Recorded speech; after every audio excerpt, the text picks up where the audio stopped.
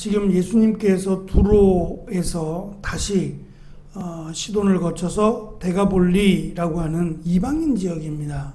이 이방인 지역으로 가셔서 거기서 한 병자를 고치시게 되는데 이 앞에 두로에서 있었던 수로보니게 여인의 믿음과 관련된 치유, 그리고 역시 이방인이지만 그를 고치신 이 두 개의 사건이 서로 또 연결되어 있다라고 보는데요.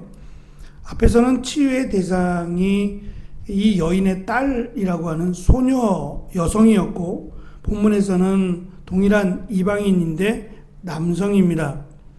앞의 기적은 더러운 영을 쫓아내는 것이었고, 본문은 말을 듣지 못하고 또 듣지 못하고 말을 못하는 그런 사람의 병을 치유하신 겁니다.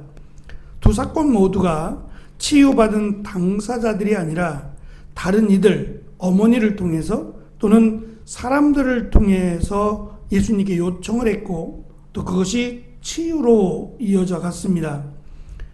앞에서 말씀드린 지금 이사야서에 있는 35장에 있는 메시아가 오시면 이러한 현상이 나타날 것이다 라는 것 가운데, 듣지 못하는 자, 말하지 못하는 자가 듣게 되고 말하게 될 것이다 라고 하는 예언의 말씀이 유대인들에게 뿐만 아니라 이방인들에게도 하나님의 은혜가 이루어진다라고 하는 것을 여실하게 보여주는 사건이라고 볼 수 있고, 또 한 가지는 계속 예수님께서 씨 뿌리는 비유부터 시작해서 듣고 깨닫는 자에게 하나님의 은혜가 또 열매가 맺어질 것이다 라는 것을 강조하셨고, 제자들에게는 어찌하여 들었음에도 불구하고 깨닫지 못하느냐라고 하는 거듭된 책망이 있었어요.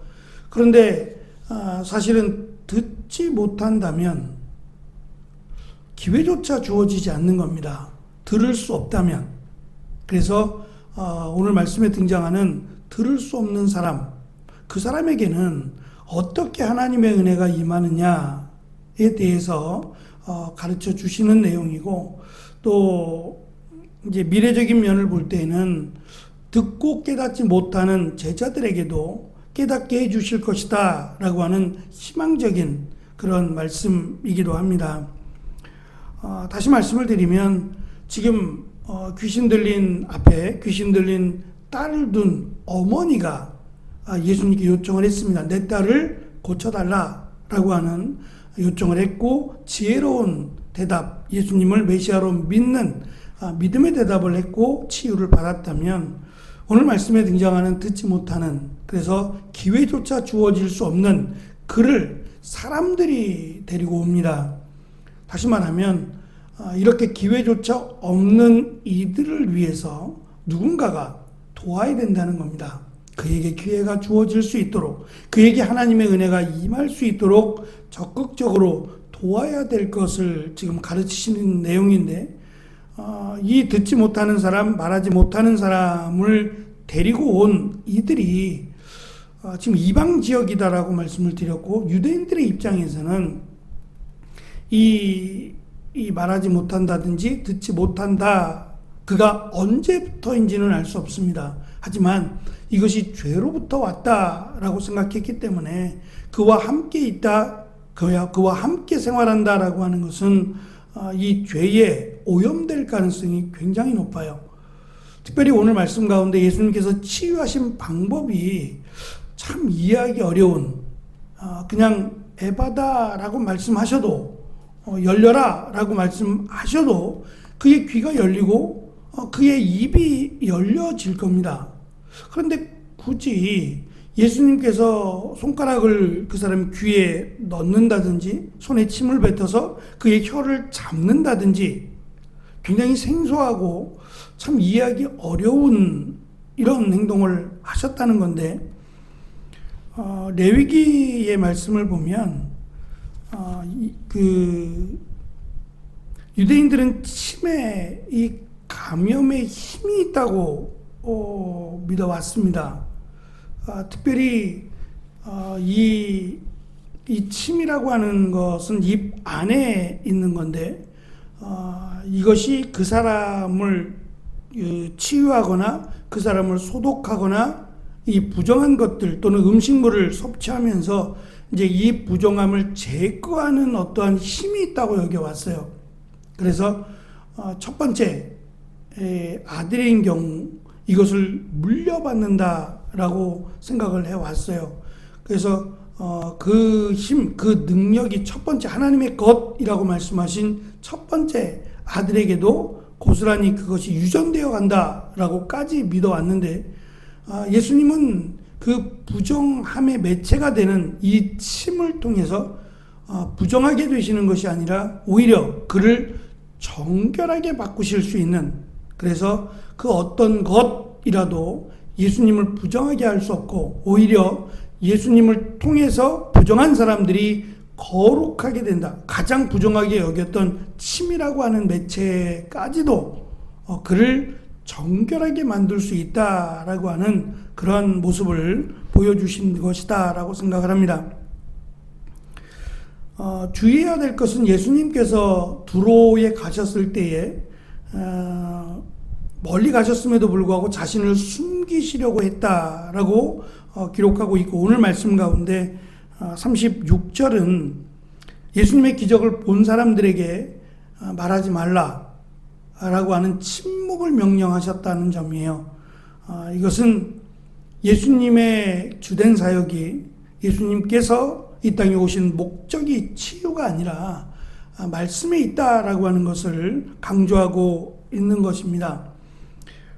또한 그 사람을 치료할 때 따로 사람들에서 떼어내어서 따로 그 사람을 치료하신 것 또한 이 치료하는 것에 관심을 갖고 어떻게 하면 병자를 고칠 수 있는가, 또는 그것을 유심 있게 바라보고 그것을 배우고자 하는 사람들, 만약에 고칠 수만 있다면, 불치의 병인데 이 병을 고칠 수만 있다면 일약 스타가 되지 않겠어요? 그러니까 그런 것들에 관심을 두고 예수님을 찾는 그들에게서 특별한 게 있을 수도 없고 또 배울 수도 없는, 그러나 그것에 대해서 더 이상 관심을 갖지 말라고 하는, 오히려 말씀을 듣고 이 예수님이 가르치시는 복음에 관심을 가지라고 하는 그런 의미가 담겨 있습니다. 사람들은 그에게 손을 얹어 주시도록, 그래서 얹어서 고쳐 주시도록 요구하지만 예수님은 그들의 요구대로 하지 않으시고 말씀드린 양 귀에 손을 얹고 침을 뱉어서 그 병자의 혀를 잡으시는 방법으로 그 병을 고치셨습니다.